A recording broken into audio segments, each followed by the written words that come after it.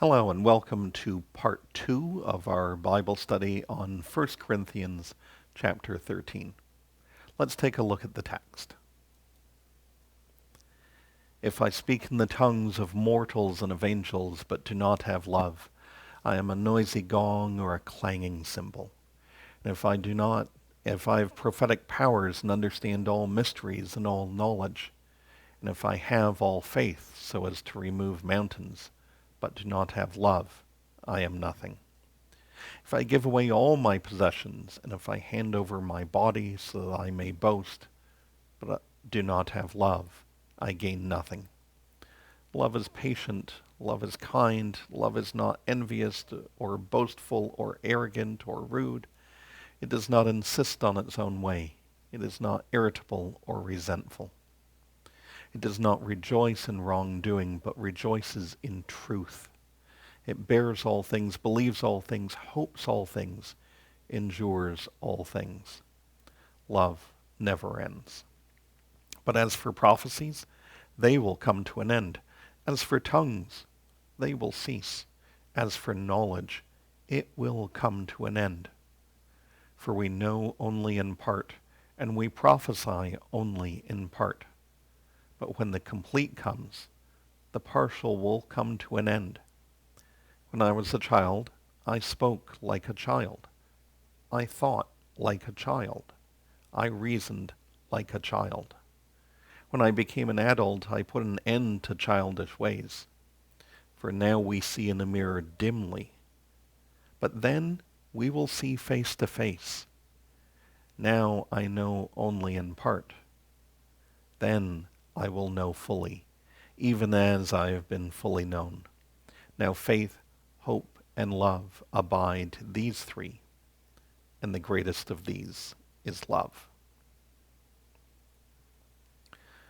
Before we move on to the next section of our Bible study, I want to share with you one of Diane's comments that she emailed in after part 1. How is a state of being different from a list of virtues? How is it that love, if it's to be a state of being, is different than being a virtue for us to obtain? Dianne writes this: a state of being is all-encompassing. It is always how an entity lives, never changing, never swerving off course, never betraying that state. Virtues are admirable, but less steadfast, and although those having certain values may hold fast to practicing them, they will not likely completely devote their entire life and behaviors to a certain value. Thank you, Dianne, for sharing your comments with us. I always wondered why boasting was a particular concern in this reading. It's mentioned a couple of times, and why was it that boasting was important to Paul? Well, it was rampant in Corinth. It was a regular part of their life. So much so that one of the local officials, when he paved a road, paved it and put a plaque, essentially a monument to himself, having said that he paved the road out of his own funds and put his name on it. This is what it looks like, in modern times. Here's a reproduction of probably what it would have looked like at the time that it was first laid. Definitely a statement to say that he paved the road with his own funds. Really quite remarkable that someone would boast to that level. As we said, boasting was something that was rampant in Corinth. And from our work with one of the commentaries, we can see this. The same spirit of boasting, claiming honor, and calling for recognition would invade the Christian congregations in Corinth. But while boasting was at home in Corinth, Paul was adamant that competitive boasting was not to be at home in the church. What counted for Paul was that Christ was alive in a believer. All the believer did ought to point to Christ's character, to Christ's power, which Paul says is most often apparent when we have the least of which to boast.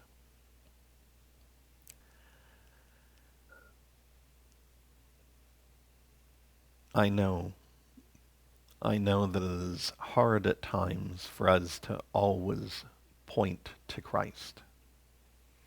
That all of our actions, all of our words, everything that we do, pointing to Christ continually is difficult.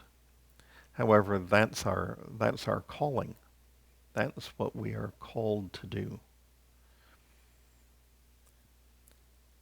This passage, though, isn't ultimately about boasting. It is important for us to understand that because it was an important element in the life of the people in Corinth. But this passage is about love. And from the Lexham context commentary, we read this. In this passage, Paul defines love more as an attitude toward God, toward self, and toward others than an action. In doing so, Paul upholds the distinction between actions and their motives. We read particularly about verse 4, that this verse describes love as an attitude toward others and toward self. With regard to others, love is patient and kind. With regard to self, it is not envious, boastful, or arrogant. In essence, love is gentle with others and humble toward self.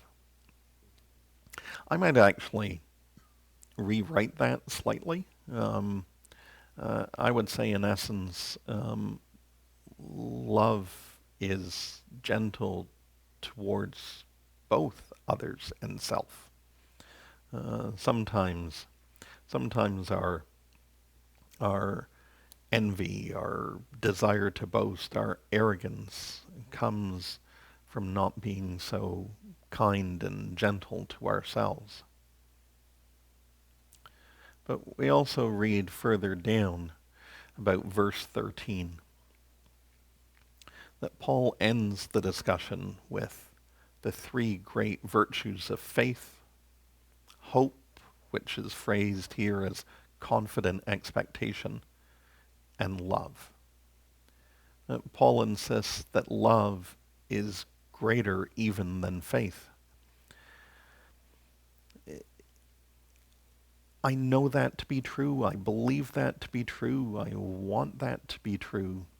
And yet at times the church has had a big history of judging people's faith before they judge someone's love. And I think the church still wrestles with that today. That love is the most important part of who we are as God's people.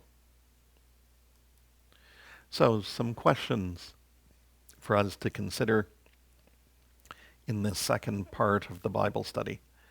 If we go back to the image of that road that was paved and the sign that was put on it, marking it as being paid for and paved by a politician. Can you imagine a politician doing that today, either paying for something out of their own pocket or labeling it as having their name on it? How would we respond to that type of boasting today? And as we know, boasting was an issue for the church because it was an issue in society in general in Corinth. And it is still an issue for us today. So what is it that you are boastful about? And be honest, there's probably something, even if it's small. And how does boasting hinder people from seeing Christ alive in us? And of course, to bring it back to love. God gives faith in order to impart the ability to love. Why then, in the church, do we often want to evaluate someone's faith first? Is it that we don't think that they can love properly without a right faith? Is it really that people need to believe certain things in order to be able to love?